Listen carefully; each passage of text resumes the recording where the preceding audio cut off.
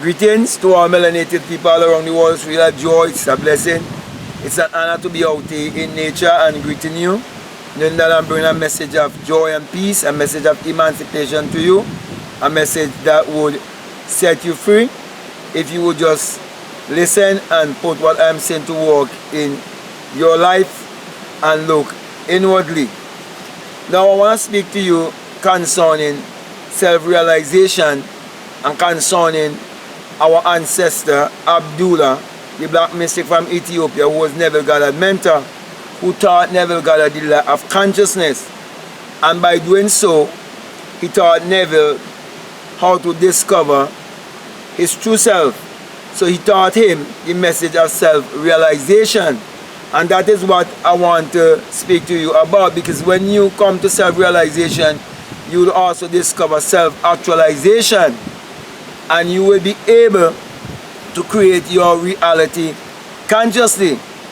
That's the reason why Abdullah had to teach Neville the Bible and teach him through Christianity, teaching him that the Bible addresses the human mind and must be interpreted psychologically, that the Bible is not literal, neither is the Bible secular history.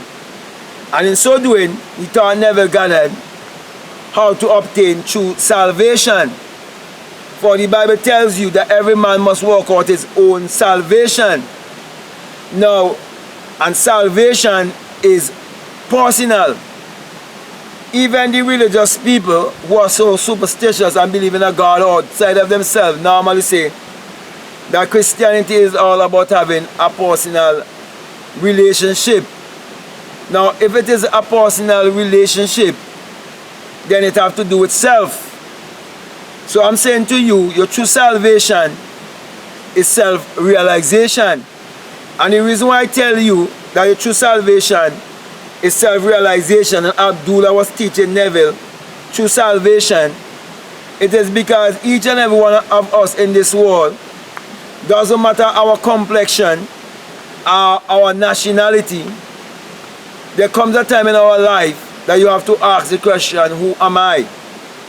And when the answer comes to you, it must be I am. And the name of God is I am, from generation to generation, and it's your memorial. And remember, you can never say I am and not referring to yourself. So when you understand the Bible psychologically, you understand also that the Bible has to do with the anatomy of your body, and that it is your own biography. But you have to look inwardly and realize that basically it is your thoughts that is creating your reality. Now when you understand that it is your thoughts that are creating your reality, then you will know also that it is your thoughts that are going to shape your personality. And then you will be more careful of what you think and what you speak. So you become more aware of your life, because you have come to a certain place of realization. You have come to realize the truth. So true salvation, true faith is based on knowing. It is based on understanding. It is based on experience, because to realize something is to experience something, because there's no greater teacher than experience. That's the reason why Abdullah taught Neville Goddard how to experience that really and truly that imagination creates reality, and how he could create his reality consciously, thus bringing him, which is Neville Goddard I'm speaking about, to a place of self-realization. And when he came to that place of self-realization, he got rid of all the confusion, because you no longer under doubt and fear, because you know who you are, because you understand that God and man are one, because you understand that the name of God is I am. So you're now more aware of how you use the name of God. So you're not going to say I am with a negative connotation. You want to say I am and be positive. So you'll be willing to say, I am rich, I am abundance.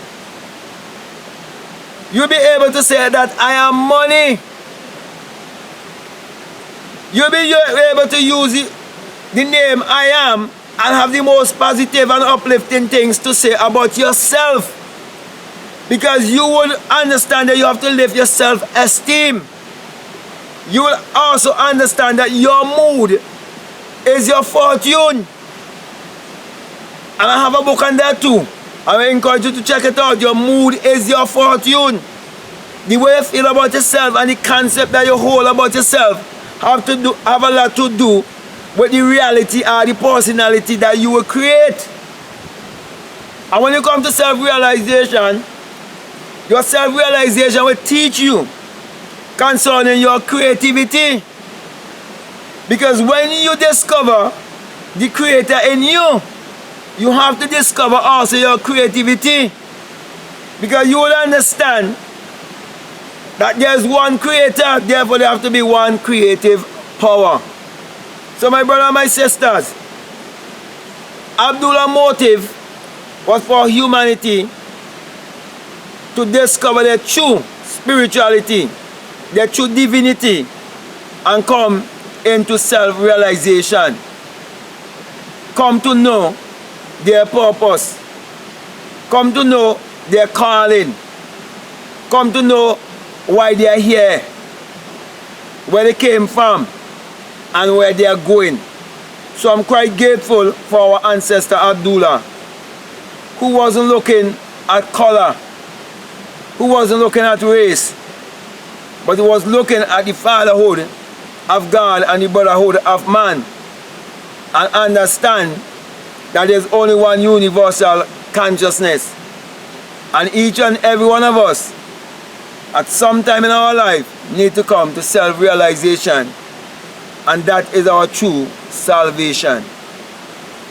Because we came here, and we descended into generation, and we must ascend into regeneration. So my brother and my sisters, that is what it means to have true salvation and discovering that Christ is your higher self.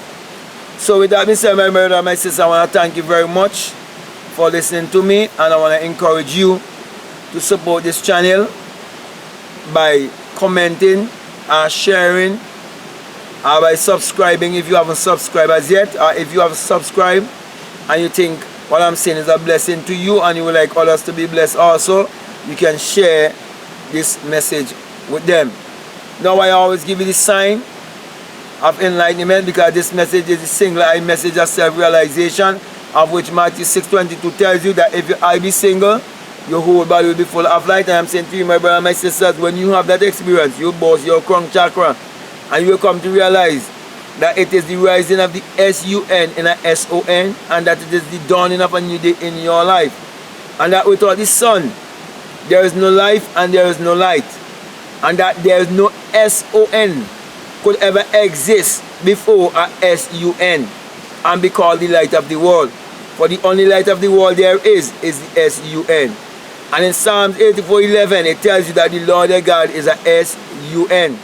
And in Malachi 1:2, it tells you the sun, as in the S-U-N of righteousness, shall arise in you with healing in his wings. Speaking of the sun as a person. Because the whole Bible is filled of personification. Okay, and many are taking personification for persons and taking all glory for history. So when you come to discover that without the sun there is no life and there is no light, you come to discover also that without the human imagination there isn't anything made that was made. And you will understand that St. John 1 and verses 3 is not speaking of a man 2,000 years ago, when he says all things were made by him and without him wasn't anything made that was made.